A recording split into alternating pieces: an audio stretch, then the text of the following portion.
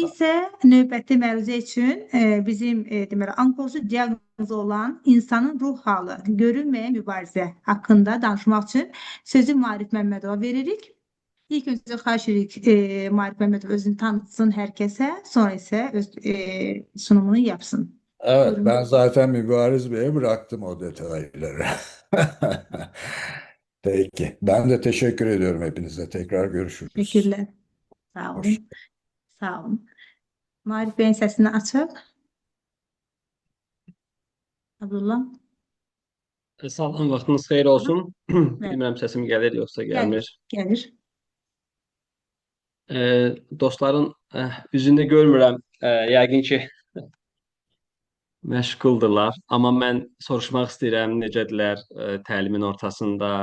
Əgər ki səslərini açıb deyə bilərlərsə özləri haqqında qısa bir şey necə hiss edirlər özlərini. Onunla elə başlasaq daha yaxşı olar. Niyazi bəy ilk açanlardan oldu. Niyazi doktor necəsiniz? Məncə səslərini aça bilməyəcəklər. Onların səsləri özə mən deyim. Çünki səsi məncə ümumi bağlamışam, amma aça bilərlər. Abdullah, bir Bir 5 dəqiqəlik aça bilsək yaxşı olar. Çünki Bəli, yəqin səs ki aça onlar bilərsiniz. nəsə bir şey. Tam ekranda eləyə bilərik. Ekranları da hər kəs aça bilər. Maarif bəy də başqa cür öz çıxışını edəcək. Maraqlıdır. Simalarınızı görmək xoşdur. Əgər ki mümkündürsə bir neçə cümləni necə olduğunuzu duymaq istəyirəm. Məncə bir 5 dəqiqəlik fasilə də verək şeyə, Olur. danışa. Səsləri açaq, Abdullah. Hər kəsin səsini açaq. Bizim proqramist yəqin ki dəyişir Abdullah indi bəy yoxdur hər halda. qaydaları. Aha, nə qədər. Hər kəs yoxlasın, kimin səsi açılırsa.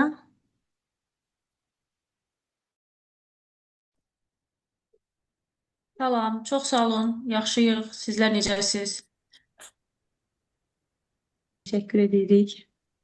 Maarif bəyin səsi bağlandı indi. Hər kəsin səsini açaq. Bir dəqiqə.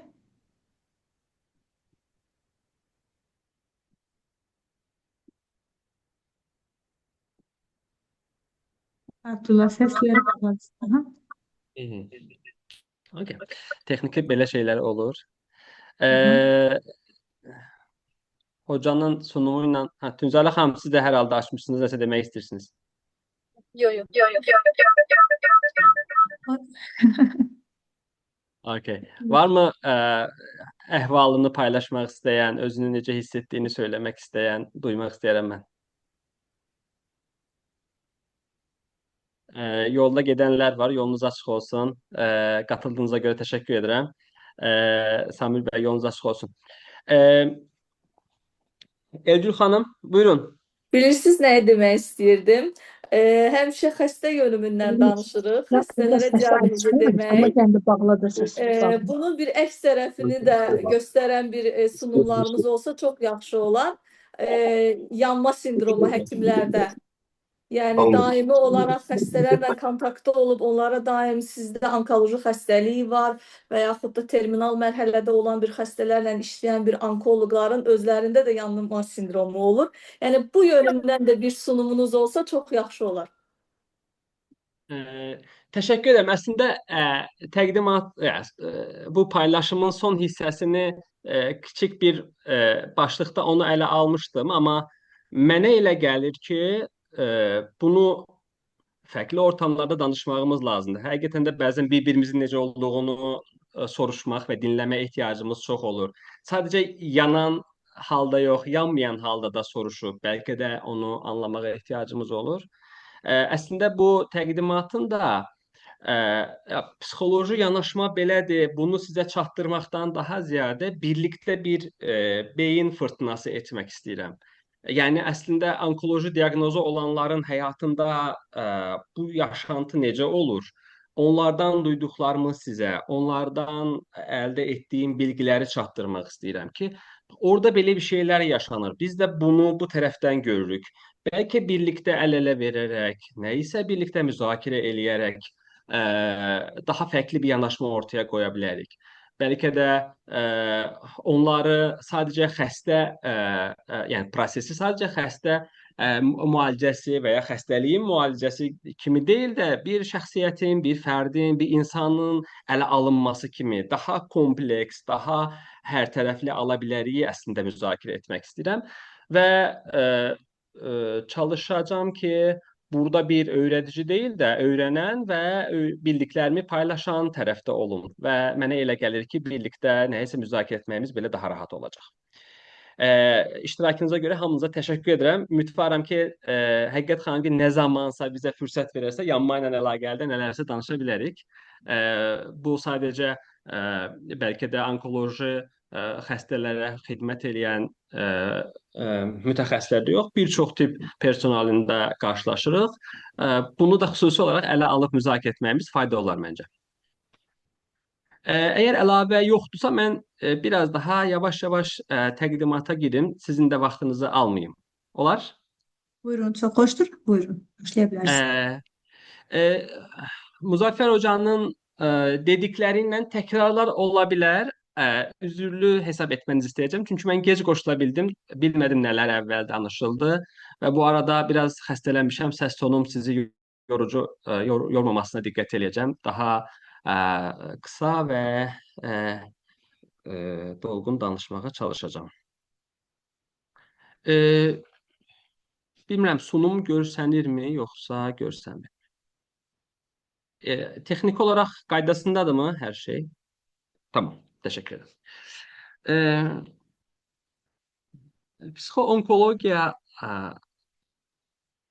ümumiyyətlə ələ alma şəkli biraz mənə əvvəl də qeyd etdiyim kimi bu bütünlüyün bir parçası olaraq gəlmişdi. Mən özüm psixoterapevtəm, yetişkinlərlə çalışıram. Fərdi və ailə cütlük terapiyası xidməti verirəm. Bu xidmət zərfi içərisində ən çox üzərində çalışdığım mövzulardan birisi də yas mövzusudur. Yas həyatımızın fərqli dönəmlərində qarşılaşdığımız elə bir haldır ki, burada itkinin vermiş olduğu və ya ayrılığın vermiş olduğu çox ciddi bir proses yaşamış oluruq. Onkoloji xəstələrdə də, yəni yasdan yola çıxaraq onkoloji xəstələrlə işləməyə daha marağım oldu və psixoonkologiya ilə tanış oldum. AIPOS-un müəyyən çalışmalarına qatıldım. Eyni zamanda AIPOS-un, yəni Beynəlxalq Psixoonkologiya Assosiasiyasının bir testi var. Onu adaptasiya etməklə də əlaqəli tədqiqatımız davam edir. Azərbaycandakı onkoloji xəstələrin psixoloji adaptasiyasını ölçməyə üçün bir şkala üzərində çalışırıq ən son olaraq. Psixoonkologiyada mənə elə gəlir tərif ən əsas Dünya Səhiyyə Təşkilatının bu tərifi ilə məncə daha rahat tanımlanır. Yəni Dünya Səhiyyə Təşkilatı sağlamlığı sadəcə xəstəlik olaraq ələ almaz və yaxud da ki, bədənin zəifliyi və ya gücsüzlüyü olaraq ələ almaz. Həm fiziki, həm psixi və sosial rifah halı olaraq bir bütün olaraq ələ alır. Biz də bir çox xəstəliyi son dönəmlərdə daha yaygın ifadəsi ilə multidisiplinar və interdisiplinar olaraq ələ alırıq. Yəni tamam tibbi müdaxilələr var, amma sadəcə tibbi müdaxilə yetərli olurmu?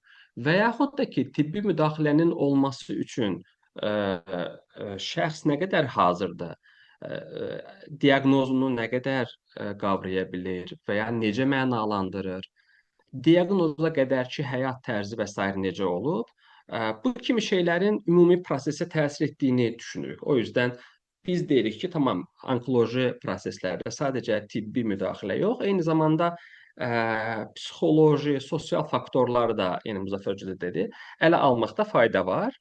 Yəni xərçəngi müalicə edərkən sadəcə xəstəlik olaraq deyil, xərçəngi olan adamla birlikdə, o insanla birlikdə ələ almağın faydalı olduğunu düşünürük. Buna görə də deyirik ki, bizim bir komanda şəklində işləməyimiz gərəkir. İstər bu fərdi olsun, istər qrup terapiyası şəklində olsun, daha faydalı, daha effektiv müalicə almış olur. Özlərini tək hiss eləmirlər, müəyyən mövzularda daha rahat paylaşımlar eləyə bilirlər, Məsələn, qrup terapiyamızda iştirak edən bir onkoloqun fikirlərindən daha dolğun cavab almış ola bilirlər, ətrafdan almış olduqları uçuşan bilgiləri yerinə qoymuş ola bilirlər. Ona görə də müalicə prosesində biraz əvvəl də sual soruşuldu ki, psixoloji yanaşmanın nə qədər təsiri var? Təsiri belədir ki, prosesə çox ciddi bir şəkildə düzənləyici və adaptivliyi möhkəmləndirin bir təsiri var. Ona görə də həm deyək fərdi, istər qrup terapiyası çox effektiv rol oynayır. Psixoonkoloji müdaxilədə insanın özü bu xəstəliyə qədərki və ya ondan əvvəlki həyatında əldə etdikləri əməyi, ortaya qoyduğu əsərləri, ölüm haqqındakı fikirləri, düşüncələri, inancı bu vaxta qədər həyatla əhatə olunmuş olur. Yəni sanki psixoonkoloji bir yardım zamanı biz çantamızda nə varsa ondan maksimum istifadə etməyə çalışırıq. Məsələn, birisinin nə bilim bir hobisi varsa onu istifadə etməyə çalışırıq. Birisinin müəyyən bir bacarığı varsa onu istifadə edirik. O vaxta qədərki olan məsələn inancına aid müəyyən dəyərlər varsa onu istifadə edirik. Bu sürecin içərisində çox adaptiv və effektiv bir yanaşmanı ortaya qoymuş olur. Və yenə görürük ki, əgər ki birisinin ruhu çökübsə, çox özünü yaxşı hiss eləmirsə, əhvalı çox aşağıdırsa, müəyyən məsələlərdə yanaşması həddindən artıq istəksiz, enerjisiz, həvəssizdirsə, o zaman terapiya prosesində bunun üzərinə biraz daha da yoğunlaşmağa çalışır. Çünki bilirik ki, bu ruh düşkünlüyü, çökkünlük sadəcə və sadəcə hər hansı bir başlıqla yox, eyni zamanda müalicədə də öz təsirini göstərəcək. Bunu həkimlərdən aldığımız feedbacklərdə də görə bilirik. Məsələn, dərmanlarını atmaq istəməm. Məsələn, tutaq ki, ən çox qarşılaşdığımız reaksiyalardan, psixoloji reaksiyalardan birisi inkar etmədir. Qəbul etmir. Bir yerdə görürük ki, çox həddindən çox fəlakətləşdirib. Əslində diaqnozunda məsələn ölüm çox da yaxın deyil və ya ölüm ümumiyyətlə hələ ki düşünülmür, proqnozlaşdırılmır. Amma bu hər bir addımında onunla əlaqə qurur, assosiasiya edir və ya onunla danışır. O yüzden bizim üçün önəmlidir ki, bu adamın əvvəlki həyatında və ya psixoloji durumda nələr var? Məsələn, çox sadə bir şey bura əlavə eləyim. Məsələn, biz bilirik ki, yəni böyüdüyü ailədə çox dinlənilməyən, fikirləri tutaq ki, qəbul olunmayan insanların bir çoxunda inkar mexanizmi möhkəmlənmiş olur. Hər şeyə bir etiraz etmək, yox, qəbul etməməyə çalışırlar. Biz əgər ki, bununla əlaqəli kiçik bir terapevtik müdaxilə eləyə bildiyimizdə, həkimin demiş olduğu və ya prosesdə qarşılaşdığı bir hər hansı bir yenilikdə və ya dəyişiklikdə onu qəbul etməsi daha rahat olmuş olur. Məsələ onkoloji xəstəliyin ortaya çıxmasında psixoloji durumun, yəni korrelyasiya və yaxud da ki, reqressiyon analizinin ortaya çıxmasında deyil. Yəni, məsələn, tutaq ki, tədqiqatlara baxdığımızda görürük ki, məsələn, C tipi şəxsiyyət özəlliyinə sahib olan insanlarda onkoloji xəstəliklər daha çox olur. Yəni, daha hər şeyi məntiq çərçivəsinə bürüyən, hər şeyi duyğulardan kənar həll etməyə çalışan insanlarda. Və yaxud da ki, yenə tədqiqatlara baxdığımızda görürük ki, məsələn, süd vəzi xərçəngi olanların bir çoxunda özünü ifadə etməyən, yəni içinə atan qadınlarda bunu daha çox görə bilirik. Bu o demək deyil ki, hər içinə atan və ya hər öz daxilində məsələləri həll edən qadın süd vəzi xərçəngi olacaq. Amma ümumi bir belə tədqiqatlarda belə başlıqlar ortaya çıxır və bu bizim diqqətimizi çəkir ki, həqiqətən də bunun üzərində çalışsaq, daha yaxşı bir irəliləmə və ya daha fərqli bir gedişat ortaya qoya bilərmi? Yəni, buradakı bədən-ruh bütünlüyünü biz qorumağa çalışırıq ki, hansı ki, xərçəng xəstəliyi bu bədən və ruh bütünlüyündə ən ciddi travmatik təsir olan xəstəlik növüdür. Yəni şəkər xəstəliyində bunu çox görə bilmirik və yaxud da ki, fərqli bir diaqnoz olanlarda bunu görə bilmirik. Xərçəng xəstəliyinin özünə aid, indi biraz sonra deyəcəyimiz bəzi xüsusiyyətləri var. O xüsusiyyətlər bu travmatik təsiri daha da çoxaltmış olur. Biraz əvvəl Niyaz doktor deyəndə ki, məsələn, infarkt olanda ani gedə bilirik və yaxud da ki, amma onkoloji xəstəlikdə ən azından bir fürsətimiz olur. Haqlıdır. Bəzən bəlkə də onkoloji xəstəliklərdə nələrsə eləyə biləcəyimizə dair fürsət olur, sağollaşa bilirik və ya ən azından müəyyən həyatımıza məna qatır, daha fərqli bir mövzuda, məzmunda dəyişikliklər eləyə bilirik. Amma ümumi olaraq, məsələn, qeyri-müəyyənlik, kontrolun özündə olmaması kimi başlıq da onkoloji xəstəliyi daha da narahat verici bir hala salmış olur. Yəni orada şey var. Məsələn, psixoloji yanaşmalarda ən çox məsələn qarşılaşdığımız kəlmələrdir ki, məsələn deyir, bədənim mənə xəyanət etdi. Mən buna çox yaxşı baxmışam. Yeməyini dietik eləmişəm, ona sporta getmişəm, onu eləmişəm. Bu necə mənə eləyə bilər? Və yaxud da ki, məsələn, bəzi yanaşmalarda deyir ki, mənə qaynanam mənim ömrümü yedi, mən axırda bax bu xəstəlik oldu. O birisi deyir ki, biz ömrümüz onsuz da biz həyatım mənim zülm içərisində keçib, bir də indi bu da olub bunu.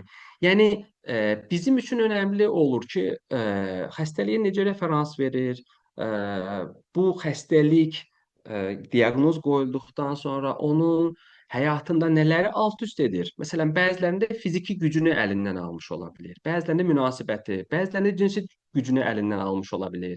Bəzilərində şey olur, bədən görüntüsü dəyişir. Məsələn, süd vəzisini götürür və deyir ki, mən partnyorla birlikdə olamayacağam. Partnyor bunu qəbul edə bilmir.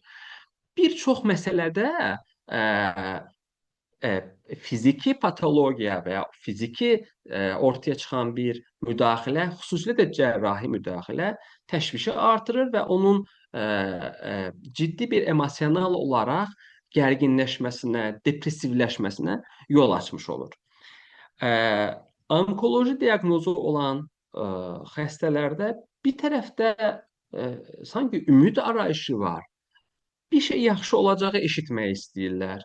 Birinin onlara narahat olma, hər şey yeri yerində olacaq. Tam bunu eləyəcək, düzələcək sözünü eşitmək istəyirlər.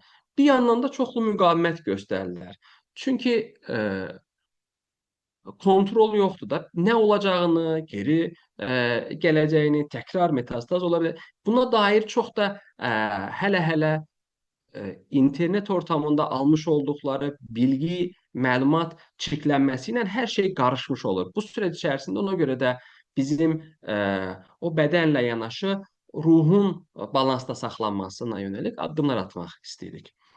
Xəstəliyi necə qavrayırlarsa, təşviş düzeyləri onunla bir korrelyasiya təşkil edir. Əgər ki, çox fəlakətləşdiriblərsə, həddindən artıq fərqli bir formada qavrayırlarsa xəstəliklərini, təşvişləri daha yüksək olmuş olur.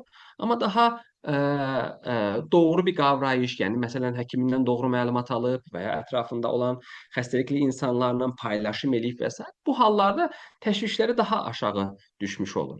Və yaxud da ki, məsələn, əgər düzgün qavramayıblarsa prosesin necə olacağını, xəstəliyin necə olacağını, o zaman baş etmə strategiyaları çox qarışıq olmuş olur. Çox gərgin olurlar. Evdə hər kəsi iynələyirlər. Bəzən çox çəkilirlər öz dünyalarına. Heç bir cavab vermirlər. Deyirsən gedək toya gəlmir, yasa gedək deyirsən yasa gəlmir. Deyirsən filan şey eləyək.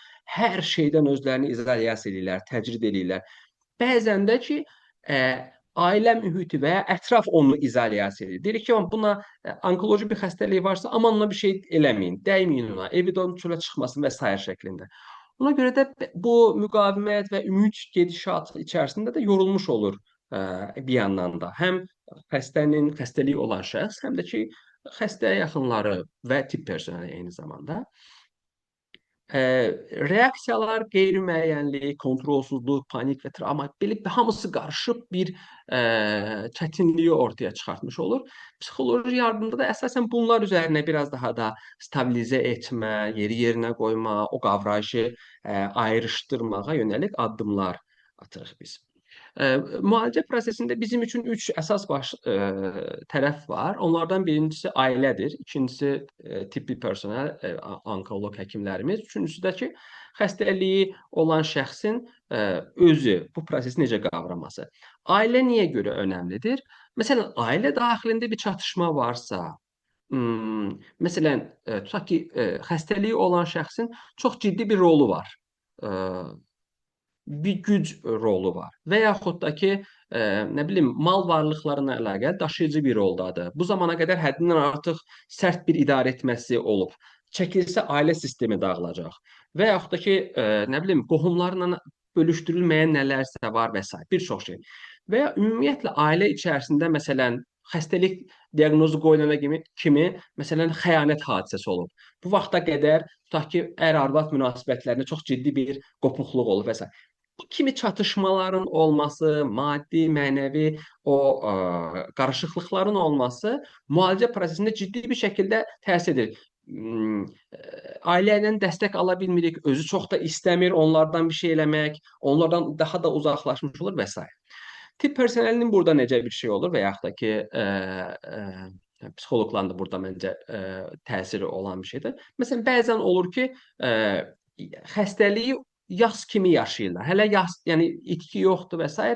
Sırf bu diaqnozu qoyuldu, sağlamlığın itməsi və ya o rolun itməsini bir yas kimi yaşayırlar. Uzanmış, gün, aylarla davam edir. Hər dəfə baxırsan, görsən ki, bu kədər, üzüntü içərisindədir.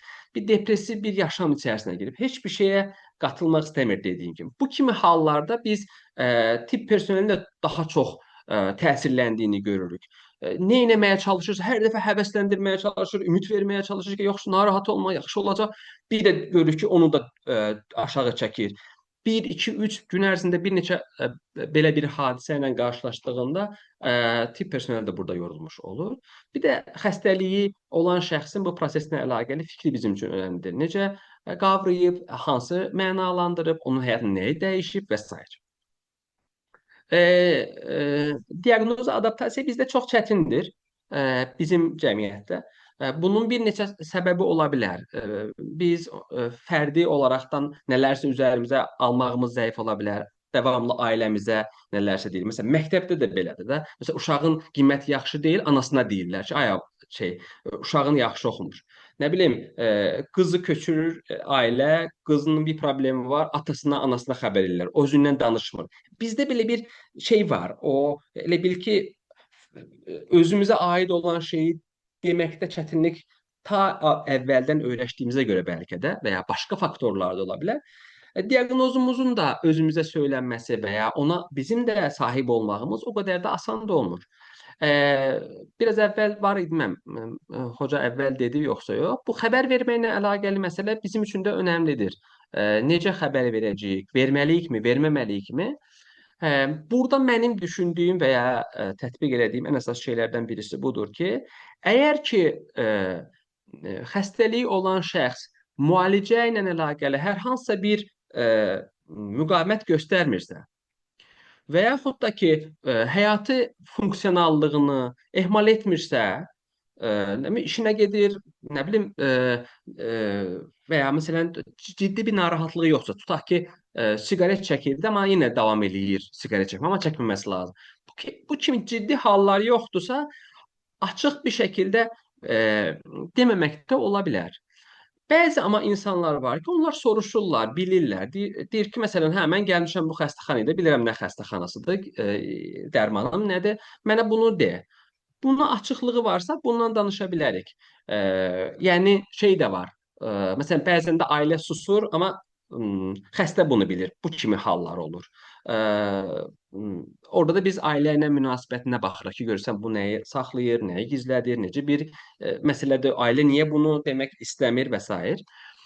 Çünki ailə içərisində biraz əvvəl dediyim kimi müəyyən patologiyalar olanda biz nəsə bir şeyi açıqlamağımız, yeni bir şeyi ortaya qoymağımız qarışdırır ortamı. Yəni şey kimi düşünə bilərik bunu. Onsuz da bir xəstəlik olmadan o abu-hava, o ailə ortamı sağlıqlı deyil. Bir də böyük bir mövzunu ortaya qoymaq daha çətin yaşanıla bilir. Məsələn, mənim üçün çox şeydir də bu düşündürücü bir sualdır ki, məsələn, görürsən biz ölüm tariximizi bilmək istəyərikmi? Məsələn, kimsə varmı ki, desin ki, bax mən ölüm tariximi bilmək istəyirəm. Və yaxud da ki, lap bilmək istəməsək belə, ölüm tariximizi bilsək, bizə necə təsir eləyə görəsən bu? Çünki bəzən vaxt olur ya, bir deyirik, məsələn, 1 il ömrün qalıb, 8 ay ömrün qalıb və ya təqribən 2 ildən uzun çəkməz. Bunu desək necə olacaq, deməsək necə olacaq? Mənə elə gəlir ki, bunu bəlkə də bizim özümüz də biraz daha düşünməyimiz lazımdır ki, acaba mən belə bir xəbər alsam necə hiss edərəm ki özümü? Ona görə qarşımızdakı ilə danışığın forması dəyişmiş olur. Yəni xəbər verməklə əlaqəli onsuz da adaptasiyamız diaqnoza çətindir, amma xəbər vermədə mənə elə gəlir ki, ailənin durumu, ailənin içərisindəki rolu, ə, ə, müalicə prosesindəki davranış şəkli burada bizi yönləndirəcək ki, özü ilə mi danışırıq yoxsa yox. Bəzən olur ki, ailə ilə danışırıq ayrı, özü ilə ayrı danışırıq. Bəzən birlikdə danışma ehtiyacımız olur. Bəzən də özü ilə tək də danışdığımız olur. Məsələn, bəzi insanlar var ki, deyir ki, mən özüm bilmək istəyirəm. Çünki mən bilsəm, ona görə davranacam bundan sonra, həyatımı ona görə ayarlayacam. Diaqnozla əlaqəli bəzən inkar edənləri çox görürük, xəstə olduğunu qəbul eləmir. Deyir ki, yox, məndə heç bir şey yoxdur və s. Bəziləri çox fəlakətləşdirirlər. Heç bir şey yoxdur, amma davamlı olaraqdan öləcəm, mən qalmayacam deyirlər. Şəxsiyyət xüsusiyyətlərinə görə fərqliliklər olur. Yəni, bəziləri inkarcıdırlar, bəziləri qədər qismətə daha tabedirlər, bəziləri mübarizdirlər, deyirlər, mən bunu da həll eləyəcəm və s.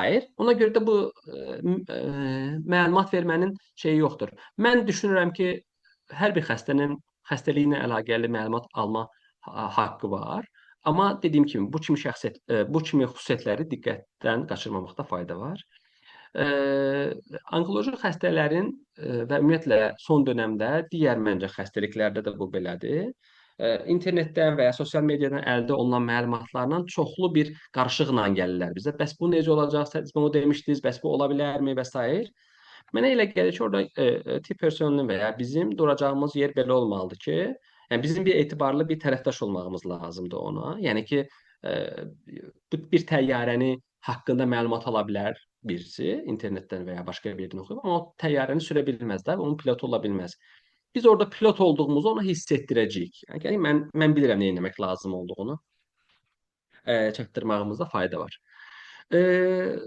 Diaqnozun qavranması, yenə də ki, kontrolun onda olmaması, proqnoz sonraki dönəmə aid olan başlıqlar xəstəliyin gedişatında çox ciddi bir şəkildə bizi də yönləndirmiş olur. Məsələn, kontrol olunma əgər ki azalırsa, təşvişi çoxalmağa başlayır hər bir insanın. Bu sadəcə xəstəlik deyil, normal bir hadisələrdə də görə bilirik. Nə bilim, proqnoza aid pis bir fikri varsa ki, yox, məndə bu varsa ancaq sağ süd vəznində varsa sola da keçəcək, metastaz verəcək, oralı. Bu kimi əgər ki bir proqnoza aid pis bir və yaxud da ki neqativ bir ümumiləşdirməsi varsa, depressivliyi artır. Ağrısı çoxdursa, yenə depressivliyi artacağına dair müşahidələr və tədqiqatlar var. Onkoloji xəstələrin müalicəsində təşvişli olmanla depressiv olmanı daha çox görə bilirik. Xüsusilə cərrahi müdaxilələrdə bunun daha da artdığını görürük. Çünki hər alınan orqan hər kəsə eyni bir şəkildə təsir eləmir. Bəzilərinin rəhminin alınması ilə o birisinin rəhminin alınması arasında fərq olur. Bəzilərində prostata müdaxilə etdiyinizdə tam başqa bir yanaşma olur, birisində başqa bir yanaşma olur. Yəni, sanki cərrahi müdaxilə bəzən o bədənin bütünlüyünü pozduğuna görə deyirlər, artıq bu qala yıxılmağa başladı yəni. Ona görə biraz daha da o təşvişliyin artdığını görə bilirik. Təşvişli olmağa təsir edən ən əsas şeylərdən birisi də əvvəlki diaqnozlar. Məsələn, biz o diaqnoz, tutaq ki, onkoloji diaqnoza qədər ki, əvvəlki tarixçəsi nə olub, ailədə nələr baş verib, ümumiyyətlə, məsələn, tutaq ki, təşvişli bir anası varsa bir insanın və onkoloji bir diaqnoz qoyulubsa, onu idarə etməsi daha da çətin olur. Çünki ananın təşvişi istər-istəməz keçir. Soruşur zənginlikdə nə oldu, nə olmadı. Bu şəkildə olmuş olur. Və yaxud da ki, nə bilim, birisi paranoid bir tərəfi varsa, nə də desək şübhələnəcək. Hər dəfə bir şübhə, hər dəfə bir şübhə. Desəz ki, ancaq bunu bil, və ya biz də desək ki, bu belə olmalıdır. Şübhəci yaxınlaşır. Yəni obsessiv bir tərəfi varsa, çoxlu sorğu-sual edəcək. Bir şeyi 10 dəfə açıqlayar, təkrar yenə dönər, təkrar yenə gedər evdə fikirləşər, sabah yenə eyni şeyləri. WhatsApp-dan yazar, oradan gələr. Bu mütəmadi bitməz bu şey. Ona görə diaqnozun hansı diaqnoz kimə, hansı mühitdə necə təsir etdiyini çox da şablonlaşdıra bilmirik ki, hə, məsələn, kişilərdə bu diaqnoz olsa, orada təşvişi az olacaq, buna belə eləyək, bu formada olsun və ya qadınlarda bunu etsək. Hə, ümumi şeylər deyə bilirik ki, məsələn, hə, bədən imajında dəyişiklik da ki, daha çətin yaşayır və yaxud da ki, nə bilim, da ki, bu yaş dönəmində rəhmin alınması onun qadınlıq və ya analığına təsir etdiyinə görə xəstəliklə yox, analığının itdiyinə görə depressiv bir əhvala düşdü və s. Bu şəkildə bir ayrışmanın faydalı olduğunu düşünürük. Bizim cəmiyyətdə mənim də müşahidə etdiyim və həkimlərdən də bunu tez-tez duyuram ki, bəzən xəstələr öz əhvalları ilə əlaqəli daha yaxşı şeylər deməyə şeydirlər. Məsələn, soruşur, necəsən? Deyir, yaxşıyam. Və məsələ bitmiş olur. Və ya necə keçdi bir ayın? Deyir, hər şey normal. Əslində özlərinin narahat olduqları bəzi şeyləri deməyə bilirlər. Yəni şikayət etməyim həkimin yanında yaxşı görünüm, onu əlavə məni yaxşı qəbul eləsin, gülər üzlülüdür. Mən onun yanına bir də gedəndə onun keyfini pozmayım şəklində bir narahatlıq olur. Amma biz orada soruşmağımızı təklif edirik. Komanda olanda da deyirik ki, onkoloq dostlarımızdan ki, bunu soruşaq, yəni ki, özü necə hiss eləyirsən, ən son tutaq ki, nəyi səni həyəcanlandırdı, sevindirdi, ən çox xoşuna gəldi, zövq aldığın nə, nə bilim, nəyi etmək sənə xoş gəldi kimi. Çünki depressiv və yaxud da ki, xoşa gəlmə, düşüş bir əhval-ruhiyyəsini tutmağımız lazımdır ki, oradan çox da uzaqlaşmasın. Çünki daha dərinə getsə, onu oradan toparlayıb çıxartmaq daha da çətin olmuş olur. Buna görə də deyirik ki, bir xəstə kimi yox, bir insan, bir fərd kimi yanaşaq ki, bütün məsələləri ondan soruşduğumuz zaman səmimi dinlənildiyini hiss eləsin, nə bilim, qayğılarını bizimlə paylaşa bilsin, bizim müəyyən stigmalarla hərəkət etdiyimizi görməsin. Məsələn, tutaq ki, çox belə hadisələr olur. Məsələn, mən inanclı deyiləm, tutaq ki, qarşı tərəf inanclıdır. Bunu hiss etdirirəm acaba şeydə və ya tərsinə ola bilər. Mən inanclıyam, o birisi gəlib deyir ki, Allah yoxdur, olsaydı mənim başıma bunu necə oluram görürsən, nə qədər təsir ola bilirəm. Və mən demişəm ki, filan kəslər, nə bilim, cinsi orientasiyası belə olan insanlar mənim heç bir şeyim. Gələndə görürsən mən nə qədər orada rahat davrana bilirəm, nə qədər yönləndirmək mənim üçün asandır. Ona görə də cinsi, dini, milli və ya bunun kimi kriterləri öz-özlüyümüzdə gözdən keçiririk. Görürsən, işləməm nə qədər burada təsir etmiş olur. Eyni zamanda onkoloji diaqnozu olanların şəxsi maraq dairələri bizim üçün çox vacib olur. Yəni xəstəliyi olana qədər və ya xəstəlik qazandıqdan sonra, əldə etdikdən sonra və ya xəstəlik olduqdan sonra nələr qatıb həyatına? Çünki onları biz o çantasından çıxardıb istifadə etməyə başlayırıq. Gedişatda biz saxta ümid verən bir tərəf olmuruq heç bir zaman ki, narahat olma, yaxşı olacaq, hər şey belədir. Burada davamlı olaraq onkoloq həkimlə biz paslaşmış oluruq. Xəstəlik necədir, hansı formada irəliləyir, nələr istifadə olunur. Məsələn, ürək bulantısı artıbsa və ya diqqətimizi çəkən hər hansı bir fizioloji bir durum varsa, məsələn, yuxusu pozulubsa, gecə dinlənilməyən bir yuxu fazası varsa, səhər qalxanda çox gərgin, çox əzgin və istəksiz hiss eləyirsə və s. Kimi bu şeylərdə biz tutaq ki, dərmanın mı təsiri, yoxsa bir şərtli bir reaksiya olduğunu anlamaq istəyirik. Hansı mərhələyə keçdi, bu mərhələdə nələr gözləyirik, biz gözlədiyimiz şeyi paylaşmışıqmı, xəstə bundan nə qədər məlumatlıdır, nə ortaya çıxsa şok olacaq və ya biləcəkmi bu nədir, saçların tökülməsinə dair nə qədər məlumatlıdır, tökülən zaman necə reaksiya verir və s. Bu kimi şeyləri birlikdə, yəni saxta bir ümid vermək deyil, amma gerçəkliyi daha uyğun bir şəkildə tolerə edə və yaxud da ki, paylaşa irəliləyirik sürət içərisində. Prosesdə ən çox diqqət etdiyimiz şeylərdən birisi dünyanın, həyatla əlaqəsinin azalmamasıdır. Çünki biz bilirik ki, funksionallıq bədəndə olan fiziki olaraq funksionallığımız azaldığında zehni olaraq da funksionallığımız azalır. Yəni evdə çox çölə çıxmasaq düşünməyimiz və ya nəyisə planlamağımız, ümid etməyimiz, xəyal qurmağımız da azalmış olur. Ona görə görürük ki, məsələn əməliyyat olubsa, bir evdə yatıbsa və yaxud da ki, nə bilim, bir ximiyalı çölə çıxa bilmirsə, televizorunu açırıq, ona bir nə bilim qəzetini alırıq, jurnal veririk. Əgər oyun oynamışıqsa, oyunlarını gətiririk, domino oyunsa, dominasını yerinə qoyuruq. Nə bilim, həyətdə cücələri varsa, cücələrinə baxmağını istəyirik. Nələr varsa, o izolyasiyanı azaltmağa çalışırıq. Bu psixoloji təcrid olunma da diqqət etdiyimiz məsələlərin. Deyirik ki, şey eləməsin, özünü təcrid eləməsin. Məsələn, elə mövzular var ki, ağır mövzu, filan kəsə filan şey olub, biz ona demirik buna. Və yaxud da ki, nə bilim, yəni maddi bir sorun yaşayır oğlumuz, ona çatdırmamağa çalışır. Məsələ burada mövzunun özü deyil, necə çatdırdığımız və ya necə onu onunla paylaşmağımızdır. Bəzən olur ki, zehni funksiyaların pozulması onkoloji prosesin irəliləməsinə ola bilər. Məsələn, tutaq ki, deliriumla çox qarşılaşdığımız şeylər olur. Məsələn, bəzi delirium atakları eləyir, heç deməklə metastaz verib beyində. Biz göz ardı etmişik və ya çox da fərq eləməmişik ki, belə bir şeylər olsun. Bunu da diqqətdən qaçırmayacaq. Yəni zehni gedişat bizim davamlı diqqətimizdədir. Ona görə də soruşuruq gün ərzində neynədin? Tutaq ki, deyirdi, kitab oxudum. Mənə biraz danış. Biraz danışsın, görürsən analiz sintezi yerindədirmi? Nələrsə bizlə paylaşa bilirmi? Planın nədir? Nə etmək istəyirsən? Bazarlıq etdin, nələr aldın? Nə qiymət bahalaşıb? Yəni bir hissəsini gündəlik həyatdakı yaşantısından belə paslaşmağa çalışırıq. Gerçəkliyi ilə xəyalı ayıra bilirmi, yoxsa davamlı olaraqdan gerçəklikdən qopubmu və s. Bunun kimi məsələlərdə davamlı təqibdə qalmış oluruq. Xəstəlik hər kəsin həyatında fərqli bir formada təsiri olmuş olur. Biz psixoonkoloji dəstəkdə də bunu da soruşa bilirik, danışırıq. Məsələn, necə ki, ölümü danışa bilirik və s. Bunu da danışdığımız başqadan birisi olur ki, sənin həyatında xəstəlik nə dəyişdi, necə mübarizə aparırsan, nələr sənin üçün olur. Çünki qrup terapiyasında da bu çox effektiv və çox dəstəkləyici olur digərləri ilə olandan münasibətdə.